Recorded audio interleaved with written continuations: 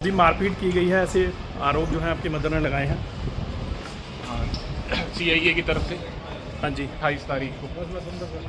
मारपीट की गई आपके हाँ साथ। जी, सीआईए स्टाफ ने।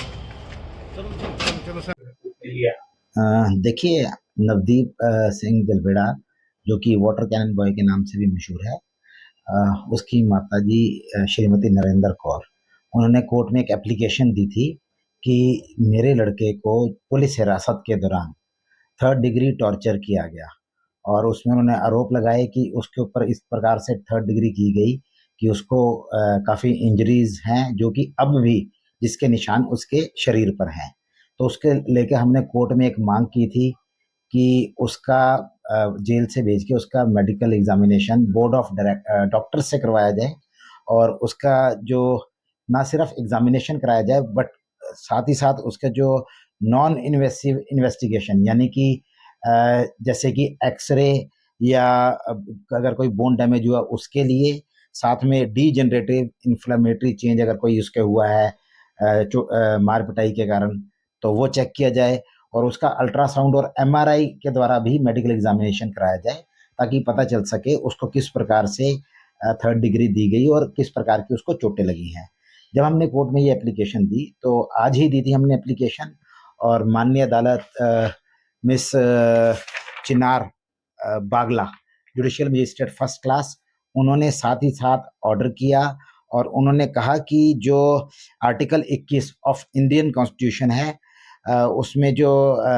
राइट है और उसके अकॉर्डिंग, और सेक्शन 54 सीआरपीसी के तहत मेडिकल एग्जामिनेशन इनका होना चाहिए। और उन्होंने डायरेक्शन जारी की है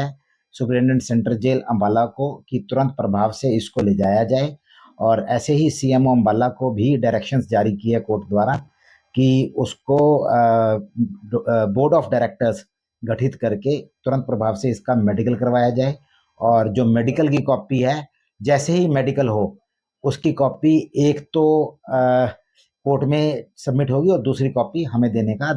आदेश दिया गया है। ऑर्डर्स को पढ़ें और कोर्ट की जो डायरेक्शन था उसका इमीडिएट वर्ड उन्होंने यूज किया है, तो ये आज ही होना चाहिए। हमने क्योंकि उसमें एक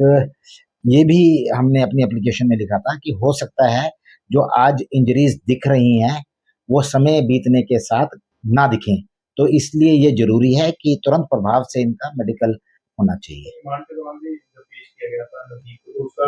जो मेडिकल होता था, तो उसको लेकर भी सवाल जो है खड़े होते हैं। बिल्कुल, उसको लेके भी सवाल खड़े होते हैं। हमने यही बताया कि उस वक्त जो पुलिस थी उन्होंने अपना इन्फ्लुएंस यूज किया और हमारा जो मेडिकल है मेरे क्लाइंट का वो प्रॉपर नहीं हो पाया।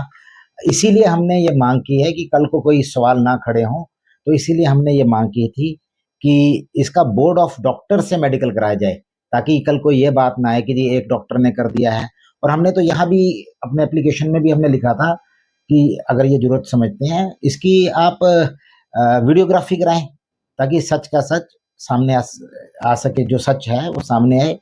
और साफ पता चले कि किस प्रकार से इसको चोटें लगी गई हैं। ऐसी बात सामने और एजेंसियों ने भी नवदीप से पूछताछ की, इसको लेकर लीगल है क्या है?